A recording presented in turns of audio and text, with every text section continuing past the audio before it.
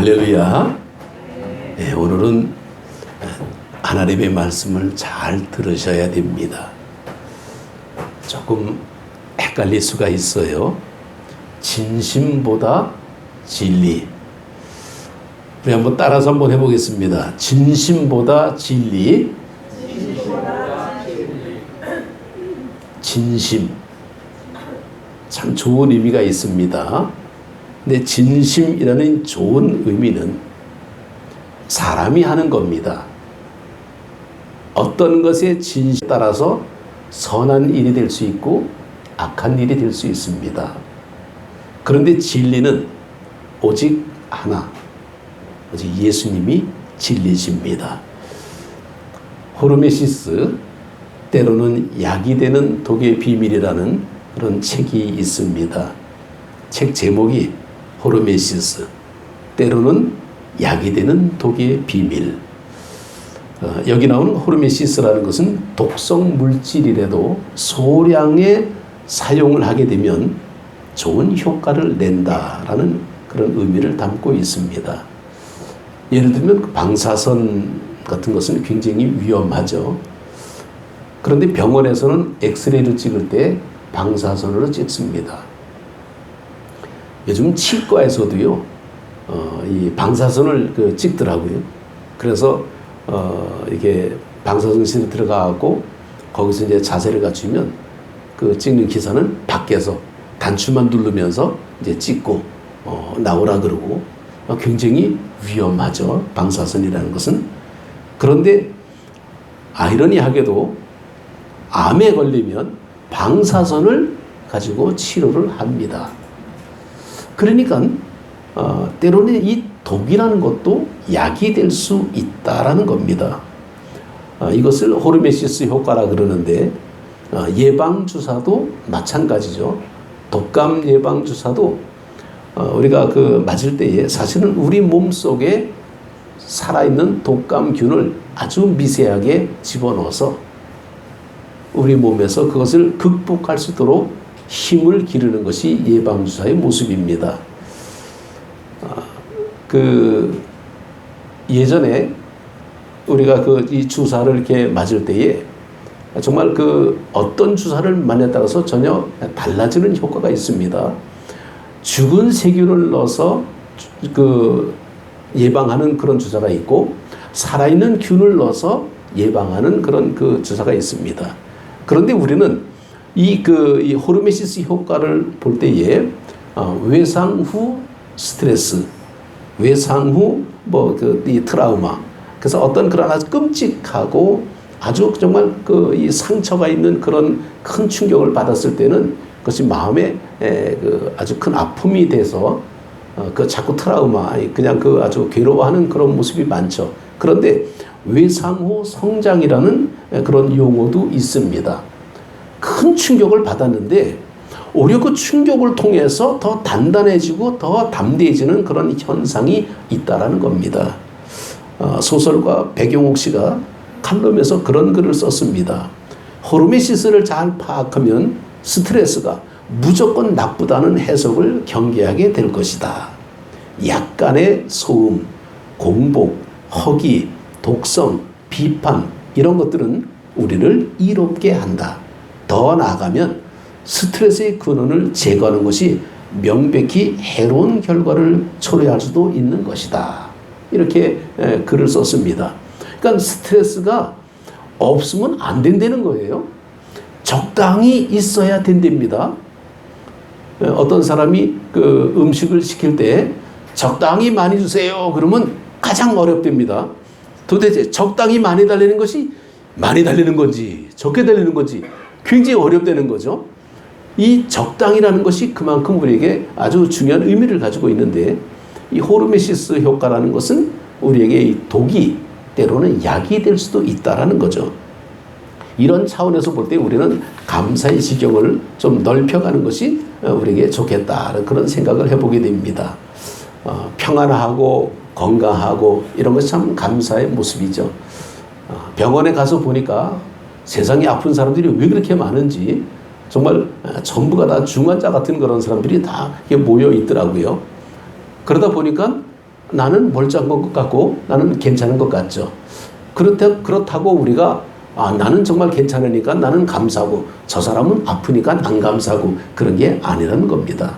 영적인 눈을 떠서 보게 되면 적당히 아픈 것도 감사가 될 수 있다라는 거죠. 그래서 우리는 사람들이 진정으로 살아갈 때에 선물 같은 어려움도 있다라는 겁니다. 어려움은 어려움인데 선물 같은 어려움이 뭘까?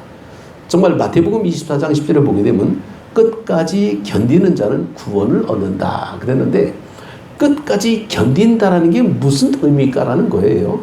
우리가 조금 하다 보게 되면 실증 날 수가 있고 금방 우리가 또 이렇게 싫어질 수가 있습니다. 그런데 우리는 끝까지 해야 되는 것들이 있죠. 예를 들면 학생들은 공부해야 됩니다. 세상에서 가장 듣기 싫은 말이 공부하라 소리라 그러는데 그런데도 불구하고 늘 공부하라 소리를 끝까지 들어야 됩니다. 언제까지? 학교 다닐 때에는 그렇다라는 거죠. 국민일보에 이런 컬럼이 하나 있는데 여러분 성공하지 마세요 라는 그런 컬럼이었습니다. 제목이 좀 이상해서 자세히 좀 읽어봤더니 지금부터 한 9년 전이죠. 1915년 전에 한 성공한 기업인 때문에 대한민국이 아주 정말 그 충격적인 어떤 그런 일이 있었습니다. 그 주인공이 누구냐면 성완종이라는 경남기업 회장이었습니다. 그가 전날 눈물을 흘리면서 기자회견을 하고 그 다음날 새벽에 자살을 했습니다. 아니 눈물을 흘리면서 기자회견하고 그 다음날 새벽에 자살하는 이 무슨 일입니까? 정말 이때에 그 온 나라가 이 경남 기업, 그 다음에 그 성완종이라는 이 사람에 대해서 관심을 굉장히 갖게 되는데 이 사람이 죽으면서 유서를 썼는데 유서편은 많은 메모지에 많은 정치인들 이름이 나오고 거기에 정치 자금을 후원한 그런 기록들이 많이 있었습니다. 그러다 보니까 많은 정치인들이 저 사람한테 그냥 얽힐까봐 나는 저 사람하고 그냥 관계가 별로 없다. 나는 저 사람 잘 알지 못한다. 그러면서 전부 그를 차단하는 그런 일이 참 많았다 그럽니다. 그런데 그분이 정말 그 학력은 중학교 중퇴인데 단돈 1,000원을 가지고 사업을 시작해서 연매출 1조 원의 매출을 올리는 기업체의 회장이 됐다라는 겁니다. 그는 한때 국회의원도 했는데 뇌물 문제 때문에 금배지를 반납한 사람이었습니다. 어쩌면 밑바닥부터 시작해가지고 성공해가지고 굉장히 치밀한 사람이었다라는 거예요. 저는 이것을 진심이라고 표현하고 있습니다. 그는 정말 진심을 다해서 치열하게 살았던 사람이죠. 자살하기 전까지는 굉장히 아주 성공적인 그런 삶을 살았던 사람인데 그런 아주 비참하게도 그런 운명을 달리하고 말았습니다. 그런데 그 글 가운데 뭐가 눈에 띄냐면 그분의 빈소에 이렇게 써 있답니다. 고 장로 성완종.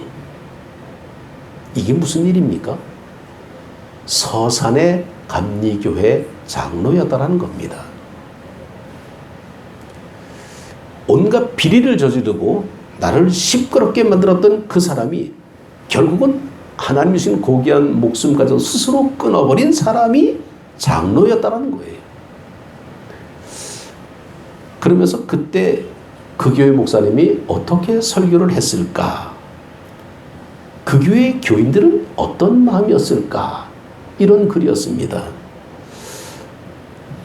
형편이 어렵고 정말 학력도 낮았던 사람이었고 아주 치열하게 정말 머리는 좋아서 집념을 가지고 진심을 다해서 성공을 하려고 아주 노력했던 사람이었습니다. 그런데 문제는 그는 그리스도인으로서의 하나님의 길을 간 것이 아니라 악인의 꾀를 빠져서 죄인들의 길과 오만한 자의 자리에 앉았다라는 겁니다. 그래서 그 글 가운데는 그가 교회 장로가 된 것도 그 자기 성공을 위한 하나의 발판이 아니었을까라고까지 글이 있었습니다. 정말 성완종이라는 사람은 필요한 것은 성공이라기보다는 행복이었다는 사실을 우리는 더 추구해야 되는데 행복하게 살고 싶어서 성공을 추구했는데 성공해서 행복을 던져버린 그래서 자살로 생을 마감한 사람에게는 하나님도 없었고 사랑하는 가족도 없었다라는 겁니다. 사람이 살다 보게 되면 성공을 위해서 노력하는 건 많습니다. 진심으로 사는 일 참 많습니다. 그렇게 살아야 됩니다. 그런데 정말 그것보다 더 중요한 것은 하나님이 보시기에 얼마나 성실하게 살았느냐라는 겁니다. 하나님의 심판대 앞에 우리가 서야 될 것을 우리가 안다면 우리는 이 세상의 성공보다는 하나님 앞에 주신 면류관을 기대하면서 우리가 그 나라와 그 하나님을 위해서 충성스럽게 살아야 되는데 그렇게 살지 못했다라는 거예요. 그래서 그 글 가운데 제목이 뭐냐면 여러분 성공하지 마세요라는 거였습니다.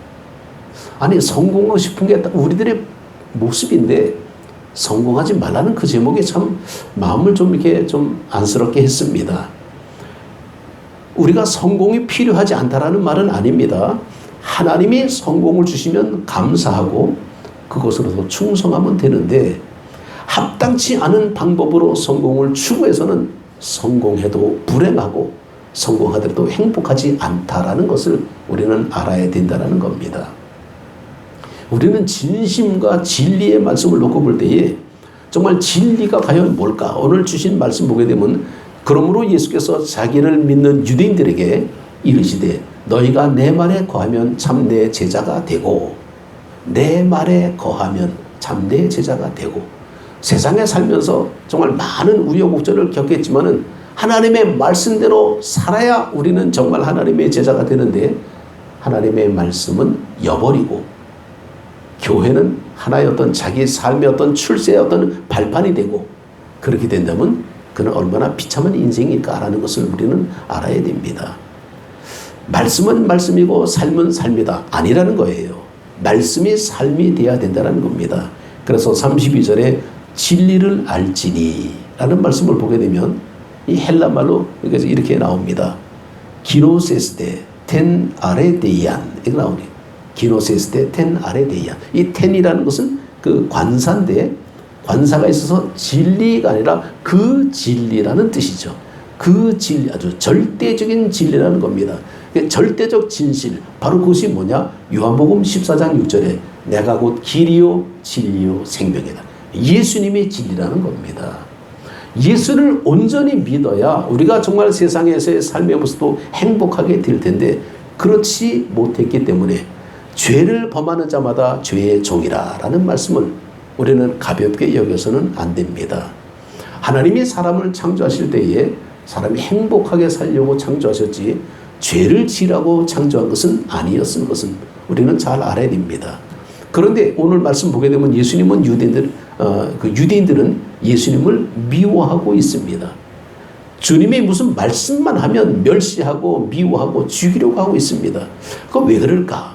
어떤 상황이 벌어질 때 왜 사람에 대한 미움이 생길까라는 겁니다. 미움이 생기고 원망이 생기고 그것이 풀리지 않는다. 그렇다면 그것은 자기 한계라고 생각해야 됩니다. 자기 한계, 미워하고 질투하고 시기하고 정말 다투고 하는 이런 모습들 이것이 우리의 한계의 모습인데 주님은 우리의 한계를 보는 것이 아니라 우리의 진실을 보시고 우리의 본질을 보시고 있다는 것을 우리는 알아야 됩니다. 우리는 한계 때문에 몸부림칠 때가 많습니다. 그게 바로 진심이에요. 도둑질을 하는 사람도요. 열심히 노력해가지고 도둑질을 합니다. 그런데 그냥 어설프게 하다가는 걸리게 되겠죠. 잡히게 되겠죠. 그러니까 도둑들은 잡히려고 합니까? 안 잡히려고 하죠. 그게 진심이라는 거죠. 근데 진심 가지고 세상을 살 수가 없다라는 겁니다. 예수님께서는 우리를 자유케 하려고 오셨다라는 건데 이 자유라는 것은 방종이 아니라 우리는 진리 안에서 우리는 하나님께서 우리 모든 것을 해결해 주신다라는 거죠. 누군지 나를 믿으면 죄사함을 받고 정말 멸망하지 않고 영생을 얻는다라는 이 말씀을 주님은 참 많이 하셨습니다. 근데 이 말씀을 많이 할 때 내용을 보게 되면 어떤 사람들은 선행을 하면 성공하는 줄 알고 정말 이 선행을 통해서 우리는 열심히 구원받으려고 합니다. 그런데 그건 진리가 아니라는 거예요. 어떤 사람은 인내를 하면서 많은 공로를 쌓으면 구원받을 것이다 라고 생각합니다. 그런데 그것도 진리는 아닙니다.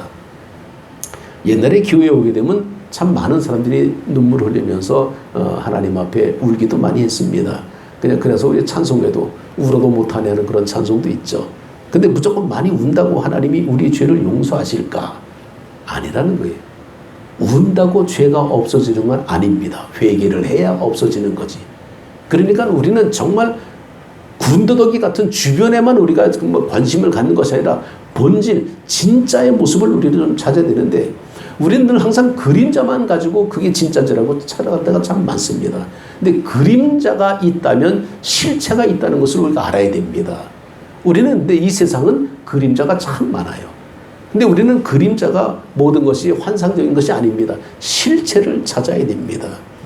우리가 지은 이 죄를 정말 용서받는 그 모습은 뭐냐? 우리가 아무리 애를 써도 우리는 용서받을 수가 없습니다. 그분이 용서해 주셔야 용서받는 거죠. 내 마음대로 되는 게 아니라는 겁니다. 하나님께서 우리를 용서해 주시기 위해서 이 땅에 오셨다는 사실을 믿음으로 고백할 때에 우리는 비로소 십자가가 액세서리가 아니라 나의 구원의 징표가 되는 것을 우리는 고백할 수 있습니다. 정말 많은 유대인들은 그들 속에 말씀이 거하지 않았다. 이것은 믿음이 없었다라는 거죠. 정말 그들이 마귀한테 속하였다라고 말씀하는 것하고 같은 말씀입니다. 마가복음 9장에 보게 되면 귀신 들린 아들을 둔 이 아비가 자기 믿음 없음을 도와달라고 예수님에게 말씀하는 것을 우리는 기억할 수 있습니다. 정말 믿음 없음을 좀 도와주십시오. 믿음이라는 것이 믿어져야 되는데 안 믿어질 때가 참 많죠. 세상에 우리가 살면서 마음대로 살면 얼마나 좋겠습니까? 근데 참 아주 이상한 어떤 그런 모습들도 참 많이 있더라고요.